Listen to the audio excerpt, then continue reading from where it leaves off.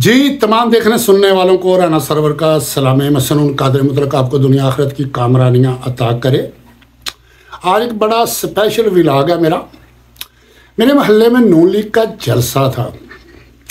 और जैसे कि मैं अक्सर कहा करता हूं कि पाकिस्तान के अंदर पीटीआई के जितने वर्कर हैं उन सब में से कम तर वर्कर मैं हूं। और आज खान का सबसे अदना सिपाही ने एक फैसला किया कि पीटीआई को तो जलसे करने नहीं दे रहे हैं। और मैंने अपने उम्मीदवारों से भी कहा था कि यार मैं जलसा रखता हूं, मेरा बहुत दिल करता है तकरीर करने को। चलो खैर कभी वो वक्त आएगा। तो मेरे मोहल्ले में था, तो जब वो तैयारी वगैरह कर रहे थे और मेन रोड के ऊपर रखा हुआ था उन्होंने, तो मैं गलियों में चक्कर वगैरह लगा रहा था, लोगों को मिल रहा था। तो मैंने देखा कि वो तैयारी कर रहे हैं। मैंने कहा जलसा है? कह रहे हाँ। मैंने कहा यार मैंने आना है और तकरीर करनी है। कह आ जाना। अब मैं वहाँ पहुँचता हूँ और मैंने साफ आज सीधी बात करूँगा। मुझे कुछ चीज़ों का दुख भी है कि हम गुजरांवाला पूरे मुल्क में बहुत पीछे हैं। मैंने यार मौके पे चंद एक वर्करों से कहा कि आओ यार मेरे साथ चलो, वहाँ चलते हैं। वो परेशान थे, उनकी परेशानियों को देख के मैंने कहा कि नहीं यार, मैंने ना अपने दोनों बेटों को साथ लिया और चला गया। जब वहाँ पहुँचा तो ये हल्की सी झलक देखे, मेरा बड़ा अच्छे तरीके से उन्होंने इस्तकबाल किया, मुझे हार पहनाए। ये ज़रा देखें।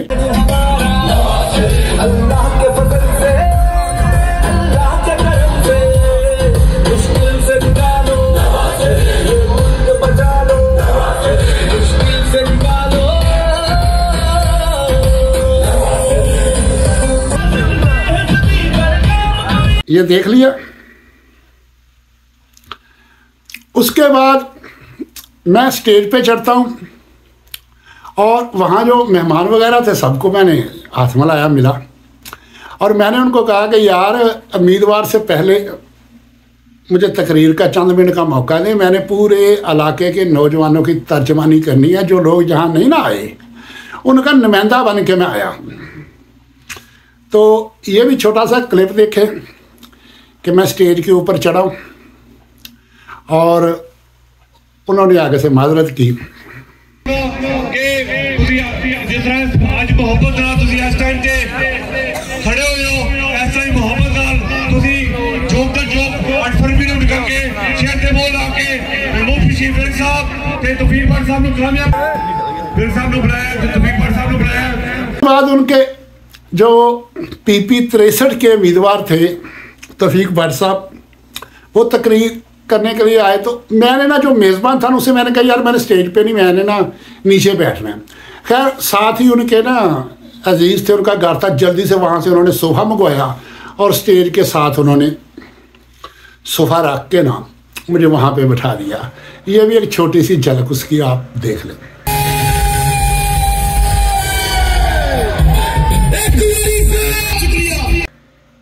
जी ये देखिए। उसके बाद मैं नहीं ये कहता कोई डरता, कोई किसी से नहीं डरता, मेरा एक ईमान है। मैं उनकी मेहरबानी समझता हूँ। और तौफीक भट्ट साहब मैं आपका मशकूर हूँ, आपने मेरी इज्जत रखी, मेरे लीडर के ख़िलाफ़, मेरी पार्टी के ख़िलाफ़ तकरीर नहीं की। वैसे आजकल जो कुछ जलसों में हो रहा है, जैसे जैसे नाज़ेबा अल्फाज कहे जा रहे हैं, चलो वो तो अलग चीज़ है। लेकिन मैं फिर एक दफ़ा आपका शुक्रिया अदा करता हूँ कि आपने मेरी इज्जत की और आपने नहीं कोई ऐसी बात की। और आपने कहा कि मैं अपने लीडर की बात करता हूँ। ये छोटा सा एक क्लिप देखें।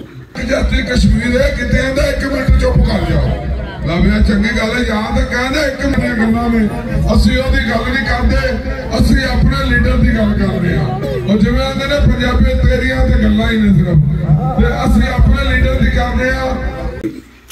उसके बाद ये हुआ कि एक बंदा ना नारे लगाने लगा। अभी नारा उसके मुंह से आगाज होने लगा। तौफीक भट्ट साहब ने उसको फौरन मना कर दिया। ये उसका भी छोटा सा क्लिप देख लें। एक मिनट खामोश हो जाओ, एक मिनट जी। उन्होंने कहा कि जी मैं अपने लीडर की बात करूंगा। और उन्होंने अपने लीडर की बात की। फिर मज़े की बात है कि वो इतने कन्फ्यूज़ हुए थे और कुछ पब्लिक भी आप लोग जानते हो कि जिस तरह की होती है। अब वो कह रहे हैं कि लोड शेडिंग, नवाज शरीफ साहब के बारे में कह रहे हैं कि लोड शेडिंग ख़त्म की। वो आगे से कह रहे नहीं, फिर उन्होंने कहा कि लोड शेडिंग ख़त्म की, तो वो आगे से कह रहे हैं नहीं। उनके साथ ही हाजी निसार साहब हमारे वाइस चेयरमैन थे, इनके पास भी माइक था, ये भी कह रहे हैं कि नहीं। ये जरा क्लिप एक मिनट। पाकिस्तान को एशिया अगर बनाऊंगा, ग्वादर बंदरगाह अगर चल जाती तो पाकिस्तान दुनिया का टैगर बन जाना से। ये नाम ही रोक देती। फिर उन्हें आके मैं लोड शेडिंग खत्म करूंगा। दसो तो लोड शेडिंग खत्म की, हाथ खड़े करके दसो लोड शेडिंग खत्म की।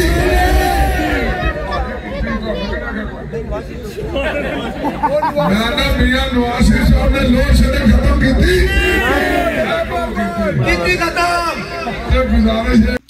जी। देखा ये क्लिप।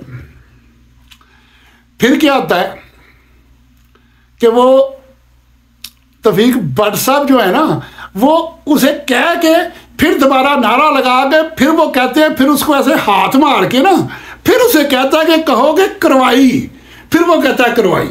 उसके बाद उन्होंने 2-3 मिनट तकरीर की। 2-3 मिनट तकरीर करके ना आगे लोग खड़े थे और वो उसके बैग पे उतरे और चले गए, मुझे नहीं पता चला। तो अब मुझे पता था कि उनके बाद जो है वो कौमी असम्बली के उम्मीदवार जो हैं हमारे, उन्होंने तकरीर करनी है। तो मैं ना स्टेज पे जाता हूँ और मैं सीधा डाइस के पास जाता हूँ, और जो डाइस पे पास खड़ा है मैं उसे जाके कहता हूँ कि यार मुझे तकरीर करने दो।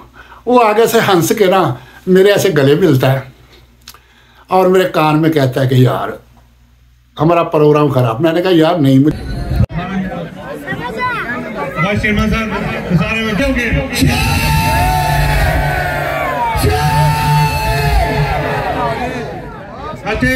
मैं चेयरमैन साढ़े मेरे छोटे भाई ने सरफराज गुलखान साहब की तौर पे हमें कोई हक नहीं पहुंचता कि हम किसी का जाके प्रोग्राम खराब करें। उनको हक था कि मुझे जाते हुए रोक भी देते, उनकी मेहरबानी, उन्होंने मेरी इज्जत की। तो जो मैं वहाँ तकरीर करना चाहता था वो मैंने ज़िंदगी में कभी भी सोच के तकरीर नहीं की, ये भी मैं बता देता हूँ। मैं व्लॉग जो करता हूँ बगैर सोचे कैमरा ऑन करता हूँ और फिल्म दी शुरू हो जाता हूँ। मेरी ज़िंदगी का पहला मौका था कि मैंने 3-4 मिनट की तकरीर सोची हुई थी जो वहाँ करनी थी। मैंने 3 बातें उनसे करनी थी वहाँ पे, समझो कि 3 सवाल पूछने थे, वो मैं अब इस व्लॉग में पूछने लगा हूँ। मेरा पहला सवाल उनसे ये था कि देखें, नवाज शरीफ साहब को 3 दफ़ा निकाला गया, जब तीसरी दफ़ा निकले तो वो अवाम में आ गए और अवाम में आके उन्होंने कहा कि वोट को इज्जत दो, मुझे क्यों निकाला। दूसरी दफ़ा जब ये यहाँ से मुआहदा करके मुशर्रफ के साथ बाहर चले गए, लंदन जाकर मिसाके जमहूरियत किया, सारी जमातों को इकट्ठा किया, उससे पहले ये बेनज़ीर के बारे, जरदारी के बारे क्या कुछ कहते रहे। कोई तसव्वुर नहीं कर सकता था कि इनके दरमियान कभी समझौता होगा और एक टेबल पे बैठेंगे, और ये बैठे। और अब जब इमरान खान साहब का दौर था, जब लंदन ये गए, इन्होंने जब ये तीसरी दफ़ा इक़्तिदार से उतरे हैं तो इन्होंने एक मुसम्मा इरादा कर लिया था। पूरी कौम, पूरी आवाम समझ रही थी कि ये किसी सूरत एस्टेब्लिशमेंट के साथ नहीं मिल सकते, और ये अपनी तकरीरों में नाम लेके जर्नैलों के उनको हिट किया करते थे। तो मैंने उनसे ये पूछना था कि अब ये कौन सी मजबूरी बनी है उनकी कि उन्होंने अपना बयानिया चेंज कर लिया है। दूसरी बात मैंने उनसे ये करनी थी कि जिस इलाके का, जिस एरिया में आप आए हो, हम यहाँ के लोग गैरतमंद हैं, बासूल हैं। हम यहाँ मुख्तलिफ नज़रियों के, मुख्तलिफ अकीदों के लोग बसते हैं, मुख्तलिफ बरादरियों के लोग बसते हैं, लेकिन आपस में बाहमो शीरो शकर होके इस तरह से रहते हैं कि हमारे महल्ले में थाने के अंदर रिकॉर्ड बहुत कम है क्राइम का, और हमारे महल्ले के अंदर मैं बचपन से देख रहा हूँ कि कोई भी मसला यहाँ होता था तो मिल बैठ के उसको हल करते थे। कोई भी, हर पार्टी के लोग थे, जिस पार्टी का भी जलसा होता था सारे मोहल्ले वाले जाके वहाँ करते थे। खुशी गमी में एक दूसरे के साथ बहुत ज़्यादा हाथ बटाते हैं हमारे मोहल्ले वाले। अक्सर आमतौर पे होता है 2 4 5 10 8 दोस्तों का ग्रुप भी होता है, और उन ग्रुप में कोई पीटीआई की है, कोई नून लीग की है, मुख्तलिफ जमातों की है। हमारे करीब एक बहुत बड़ा ग्रुप है, खैर इतने लड़के भी अब नहीं रहे, वो 30 से 40 साल के दरमियान हो चुके हैं। वो बड़े पुख्ता नून लीग के थे, उनमें से एक लड़का पीटीआई का था। ये कुछ दिन पहले उसके घर पुलिस गई, वो दीवार फलांग के भाग गया, उनकी औरतों की उन्होंने तजलील की। जब बाकी ग्रुप को पता तो सब ग्रुप ने इरादा कर लिया कि अब हमने नून लीग को वोट नहीं देना, हमने पीटीआई को वोट देना। इसी तरह हमारे इलाके के अंदर मुतअद्दिद घरों में पुलिस दाखिल हुई, जिस वजह से इलाके में नफरत फैली और लोगों ने यह फैसला कर लिया कि हमने पीटीआई को वोट देना है। तो मैंने ये सवाल करना था कि गुजरांवाला पहलवानों के नाम से मशहूर है, और पहलवानी का एक असूल होता है, सबसे पहले हाथ जोड़ी की जाती है। दो पहलवानों ने जब कुश्ती लड़नी होती है, पहले उसे बोलते हैं हाथ जोड़ी करना। वहां वो तारीख दिन तय किया जाता है और दोनों पहलवान अपने अपने अखाड़ों में उसकी तैयारी शुरू कर देते हैं। और जो दंगल का दिन होता है, फिर सारा शहर स्टेडियम में उमड़ आता है देखने के लिए। तो मैंने उसे कहना था कि बैनुल-अक़वामी सतह पे मुल्क भर में गुजरांवाला पहलवानों का शहर मशहूर है, जहां हाथ जोड़ी करके मुकाबला किया जाता है। आपने इस रीत को क्यों तोड़ा? मुल्क में कुछ हो जाता। आपको चाहिए था कि अपने मद्दे मुकाबल से पहले हाथ जोड़ी करते और उसे कहते तुम भी मैदान में निकलो, मैं भी निकलता हूं, तुम भी अपनी कोशिश करो, मैं भी अपनी करता हूं, तुम भी जलसे करो, मैं भी जलसे करता हूं, और इंतजामिया से कहते कि हमें मैदान में रहने दो, हम मैदान में लड़ेंगे।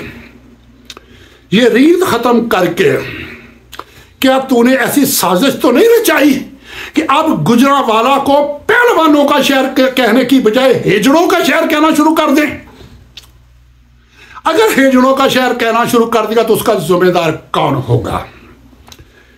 तीसरी बात मैंने उससे यह करनी थी, इस वक्त जो कुछ मुल्क भर में हो रहा है, इस वक्त जो हमारे मुल्क के अंदर एक पार्टी के साथ हो रहा है, ये वो नवाज शरीफ है जिसने लंदन के अंदर प्रेस कॉन्फ्रेंस में कहा था कि आज के बाद पाकिस्तान की तमाम सियासी पार्टियों के जाती अख्तलाफात खत्म, सियासी तौर पे अपना अपना एजेंडा होगा, किसी के बारे में किसी को हक नहीं देंगे कि वो बंद कमरों में बैठ के फैसला करे। अब जो भी फैसला होगा अवाम के अंदर होगा, अवाम की चॉइस पे होगा, अवाम की मर्जी से होगा, अवाम के वोट से होगा। अवाम जिसे मुंतखब करेगी सारी पार्टियां उसके साथ बतौर सपोर्ट लग के उसका टनोर पूरा करवाएंगी। उस बात से जो लीडर मुकर सकता है और जातियात पे उतर के इतना जुल्म अजीम करवा रहा है, हम क्या एतबार करें उस पे? और जब भी कोई ऐसा बुरा वक्त काम पे आता है वो लंदन भाग जाता है, फैमिली सारी उसकी लंदन में है। ऐसे लीडर पे आप हमें बताओ हम कैसे एतबार करें? और मैंने लास्ट बात उनसे ये करनी थी, आपको एक एडवाइस देता हूं, आप लोगों के खिलाफ जो इलाका भर में शदीद नफरत है वो कम हो सकती है कि आज आप लोग यहां इस स्टेज पे खड़े होकर ऐलान करो इंतजामिया से, या तो हम भी कंपेन बंद करते हैं या हमारे मुखालफों को कंपेन करने दो। और सूबाई और कौमी असम्बली के मेंबरान से मैंने कहना था कि अपने अपने मुखालिफ उम्मीदवार के डेरों पे जाओ, उसे बाजू से पकड़ो, लेके बाहर निकलो और वहां मीडिया के प्रेस के सामने ऐलान करो कि जितना हक मुझे है इतना हक इनको भी है। जैसे हम कैंपेन चला रहे हैं वैसे ये भी कैंपेन चलाए और इंतजामिया से कह दे कि अगर इनके खिलाफ कोई मुकदमा भी है 8 के बाद देख लेना, मजीद पीछे 2 दिन रह गए हैं, 2 दिन इनको कैंपेन करने दो और उसके बाद देखना 8 को रिजल्ट क्या आता है। अगर तुम लोग शिकस्त भी खा गए तो मुल्क लेवल के, नेशनल लेवल के लीडर बन जाओगी। पूरी पाकिस्तानी कौम आप दोनों को अप्रिशिएट करेगी, इसलिए कि तुम गैरतमंदों के महल्ले में आए हो और यहाँ से एडवाइस तुम्हें गैरत की मिलेगी, अना की मिलेगी, असूल की मिलेगी। लेकिन वहाँ मुझे नहीं बात करने दी कि भाई उनका घर था, उनका स्टेज था, उनकी मर्जी, मैं ज़बरदस्ती करने का तो मुझे हक नहीं था। हाँ, मेरे साथ अगर वहाँ को बदतमीजी करता, मेरे साथ कोई ज़बरदस्ती करता, कोई मिसबिहेव करता, वो पब्लिक प्लेस था, फिर मुझे भी अख्तियार था वहाँ, क्योंकि मैंने बड़ों से ये सीखा है, वफा करोगे वफा करेंगे, जफा करोगे जफा करेंगे। हम भी इंसान हैं तुम्हारे जैसे, जैसा तुम करोगे वैसा हम करेंगे। और मैंने वहाँ अपनी तकरीर के लास्ट पे 2 शेर ज़हन में सोचे हुए थे जो मैंने वहाँ सुनाने थे। ऐ मेरे हमनशी चल कहीं और चल, इस चमन में अब अपना गुजारा नहीं, बात होती जो फूलों की सह लेते हम, अब तो कांटों पे भी हक हमारा नहीं। अहले गुलशन को खून की ज़रूरत पड़ी, खून हमने दिया गर्दने पेश की, फिर भी हम कहते हैं हमसे ये अहले चमन, ये चमन है हमारा तुम्हारा नहीं।